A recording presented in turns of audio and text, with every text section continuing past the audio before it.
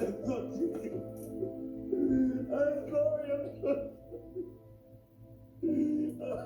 sorry.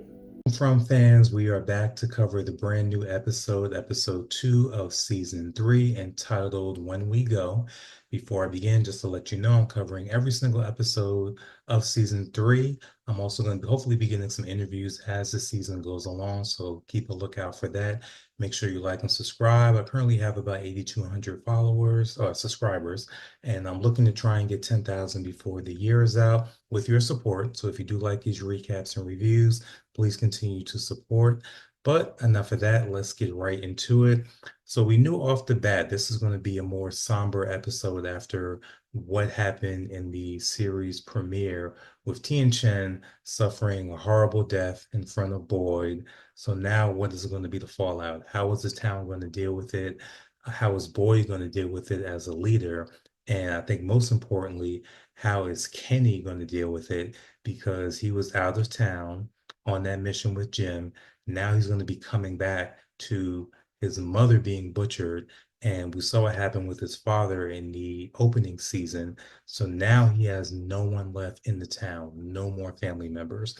And I think what really stood out the most with this entire episode is that I really feel it was an exercise in detailing the 5 stages of grief. I think we got that through the entire episode, and nobody encapsulated that more than Kenny's character.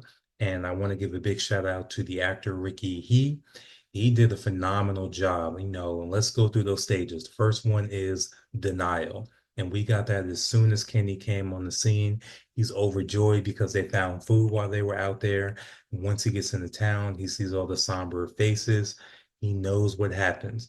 And he's in immediate denial. He's trying to call out to his mother. He's calling out to her in, their native tongue, not getting any answer. So initially he's dealing with that denial. Then the anger comes in when he goes in the diner, and the night creature or whoever forces are behind all this evil in the town. They decide to play Cool in the Gang celebration, while he's attempting to come to terms with his mother's death. So that leads right into the anger and the whole idea of him wanting to go on a kamikaze mission and burn up the tunnels. Um, I really like how they play that. And also, when you're looking at the 5 stages of denial, they're not linear. You can go down the stages and get to number 4, depression, and then jump back to number 2, anger, at any given point. So we saw Kenny go through all of that. And then we even saw him trying to bargain, which is stage number 3, when he was talking with Christy and telling Christy, can you please like fix her up, get her presentable? I can't see her like I saw my father. And then, of course, the depression when he found out what Boyd told him, your mother didn't die alone, but I was there. I saw everything. And she kept crying out to make sure that I told you, or to tell me to take care of you because you were going to be alone now. And then I think the final stage, which is acceptance, that was shown to us with the funeral. And funerals have pros and cons. So a lot of people don't like funerals, obviously, because you're dealing with a lot of unresolved emotions and feelings, having to confront death, on your realization that you're going to be in that position at some point. But also on the positive side, it's really an opportunity for the community to strengthen their bonds and their roles. It's really a ritual for the living. We're going to be honest with each other, because the dead no longer have any worries. But the funeral is for us to come to terms with the person that we lost. And I think the From community did a very strong job of that. Just how the whole process went down, everybody contributed. Ethan initially was this was his first big death, somebody that was close to him. He didn't get any support from Victor because Victor is dealing with this continued trauma of losing people, but he was able to come to terms as a little boy, speaking with everyone in the town. He had time with Boyd, he had time with Donna, Julie. So by the time we got to the funeral, he was able to lay that shroud over Tian-Chen and make a healthy goodbye.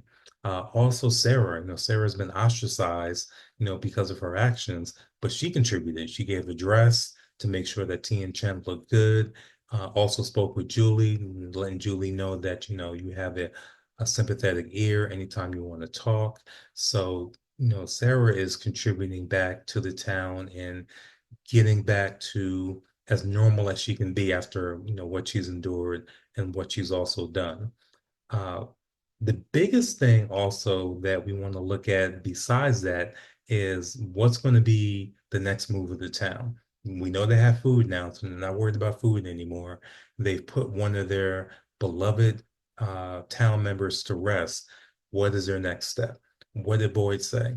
Boyd told Ellis outside of the church that this can't continue. We need to capture one of them. And when he said that, I kind of got a little mad at myself because it hit me something that they should have done a long time ago. And correct me if I'm wrong, I don't think they've even done this at any point. When Kenny was talking about going in the tunnels, he had all that. I'm assuming that was alcohol and not oil. But even if it was alcohol or oil, they have a lot of alcohol. Why have there not been any Molotov cocktails made? That kind of blows my mind that I haven't thought about that until this point, because we all know universally every monster gets hurt by fire. Any monster we've seen in any type of horror show, they get put on fire, they start screaming and running in circles. So that should have been one of the first moves that they did. So when it comes to trying to capture one, the best thing that they can do, because they move so slow, get some Molotov cocktails together, start lobbing them at them. Hopefully they'll spread out and start running, and then you can isolate one at that point and do the capture. The other thing I wasn't sure about, and somebody correct me if I'm wrong, is the bus out of gas? Because the next thing I'm thinking about is why don't they run one of them over, with that big bus? I can't remember if it ran out of gas. So if it did, then excuse what I'm saying. But if there's any gas in there, the obvious thing to do would be to run them down. They like to walk around in packs, and they don't seem strong enough to stop a bus. I know they get out the claws and they can slash everything, but I think a full-on hit by the bus would take care of some of them. So they got two options that Boyd can possibly use. I think it would be too risky to try and lure them in the house and then have a booby trap in the house. I don't think it's safe also to try and set a trap out in the forest, because we know that the forest the ground seems to switch under their feet where they think they're in one location and then they're not. So I think any type of trap that they would put out there would be caught by whatever force is, you know, um, causing all this drama. So I don't think it would be a good idea to try and do anything out in the forest. But my two main options would be Molotov cocktails and try and get that bus running and run one of them over if you can. But maybe we'll get a flashback. And now I'm thinking about it even more. Maybe they are strong enough to chuck buses and cars, because remember when Christy was talking with Boyd about the children, not the children, the young couple that died when they were looking at that truck somehow ended up in the pool. So I don't know if they went off road or if one of the night creatures threw it over there. So maybe that's not a safe bet, but it's worth a try. So we'll see if they go down that route as the season progresses. The other big thing would be Tabitha's journey. We found out through Henry, Victor's father, that she's not the first one. Miranda, Victor's mother, was getting visions before she even got into the town. Now, how were these visions happening? They weren't really triggered by any trauma. There wasn't any strife in the family. I speculated that maybe Henry was an alcoholic or maybe he was abusive. None of that happened in this case. The thing that triggered it was they were doing acid trips. They were doing psychedelics. And somehow that opened the pathway for Miranda to be chosen. And then she ended up in the town after she was chosen. Now, who was she chosen by? The only thing I can think would be the children, because they're the ones that are locked in the tower. They're the ones that need a champion to save them. And it would make sense that they would choose a mother. That's the closest thing to love that they would have remembered experiencing. So, of course, they would choose a mother. And now they're choosing a mother again in Tabitha. So the other thing, though, is that Henry mentioned that Miranda told him that these chosen ones before, they always failed. And we also know that Miranda has failed as well, and she's no longer with us. So what can Tabitha do to not suffer that same fate? And that's the thing that she has to research. So she knows that the boy in white and all the children have been reaching out to other people for decades, but she needs more information in order to survive. What can she do differently that her predecessors didn't do? That's the key, and that's one of the big mysteries I'm looking to get as she continues to explore in the real world. Because my thing is, there has to be other survivors. Tabitha can't be the only one that made it out. So, in order for her to get more information, she has to run into some other people. So this is where Henry and Tabitha, I think, are going to stay outside of the town, at least for a few more episodes. Now, how they get back in, that's kind of the other question, because I'm thinking they're going to try and get back in by just kind of driving around, and it's not going to lead anywhere, and it's going to lead to frustration because we don't know exactly what triggers it. So that's my big question is, once she gets the information and she's ready to try and pull her family back out, how does she get back in? Maybe that's hopefully something that the survivors they will run into. I'm assuming will know how to do. The other big thing would be good old Fatima. I guess we need to start taking bets. Is Fatima going to be giving birth to a night creature? Because now she's eating rotten food. But we have to hold our horses a little bit because I did do some research. When she went to the clinic, with the morning sickness and everything and losing teeth, she did get the correct diagnosis about being deficient in nutrients can cause this situation. And I did, when I researched, it can also cause something called pica, which is when a pregnant woman will try and eat things that have no nutritional value.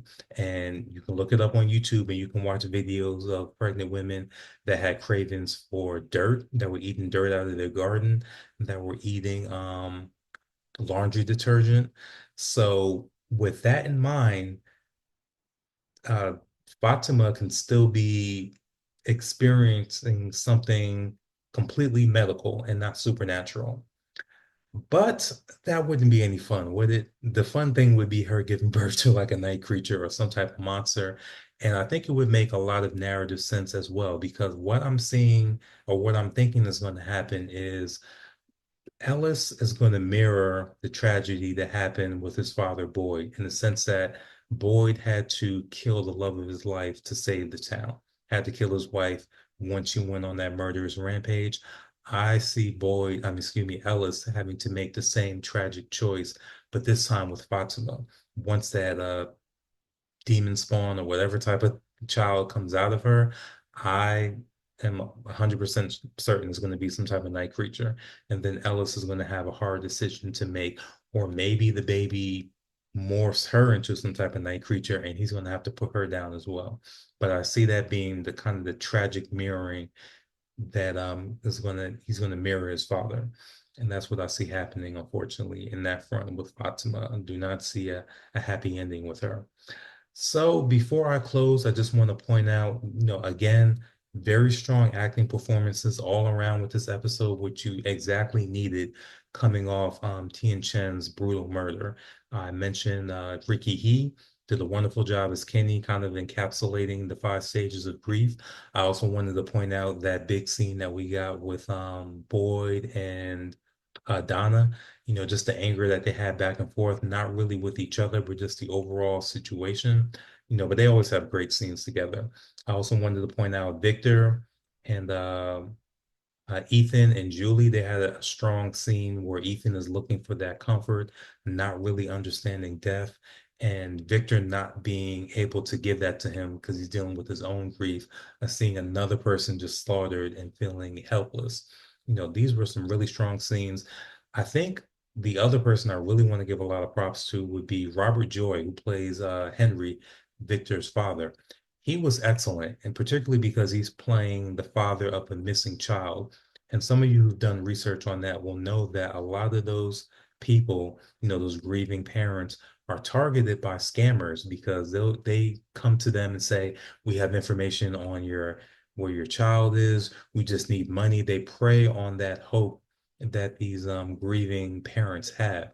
And I think the way Robert Joy played Henry, you can see that. He wants to believe, but he knows how unlikely it is that his son has survived all these years, so he has that anger, but he also has that hope at the same time. And you can see him going back and forth and struggling with that until Tabitha gives the revelation about, the visions of the children in the tower. But before then, he was not being convinced that, Tabitha was completely telling him the truth. He played that very, very well. That grief, you can just see it in his eyes. And he had one scene where he tells her, gives her one last chance, like, if you're lying to me, please tell me now. Do not take me down this road of completely having hope that my son is still alive. So great, great performance by Robert Joy. I'm looking to see, how far he goes now, knowing that his son is alive.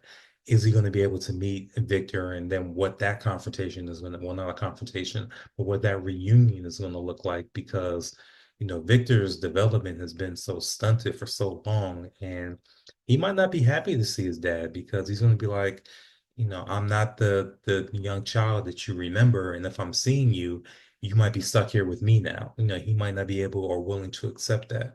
And then how will his father accept, because I'm sure he has visions in his mind of what he's expecting his son to look like.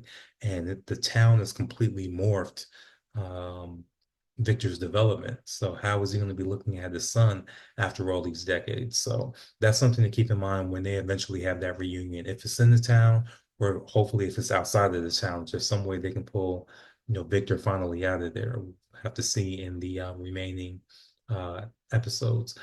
One last thing I wanted to touch on would be the ending.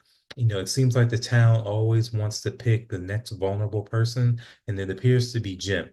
And I think the reason why the phone call happened is because he's starting to not have as strong of a connection with his children. I think they feel neglected because he's been focusing on finding his wife to their detriment. So now he's losing that closeness with his children.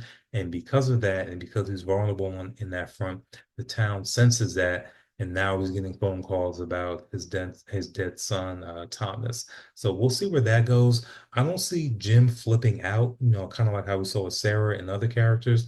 I'm hoping that that makes him more resolute, that he joins the capture mission with Boyd. But Jim is always unpredictable, so we'll have to see where he leans towards.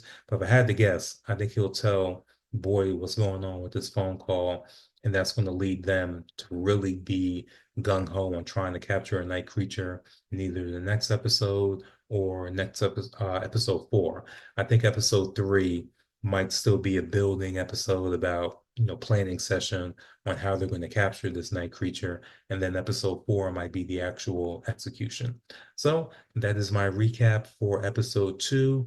When we go, let me know how you like this more character-driven episode. Did it work for you, or are you looking for more action like we got in the season debut? And I will be back next week to cover episode 3. Normally, my recaps will be online on YouTube, probably within about the 1 o'clock hour. I won't promote it much and won't have any spoilers in the thumbnail until after 9 o'clock when it officially airs on MGM Plus. But if you're one of the early from people, you can check the page right after the episode airs at midnight to get a review and hopefully give me your thoughts. But thank you for your time, and I look forward to seeing you guys next week to cover more from content. Take care and enjoy the rest of your weekend.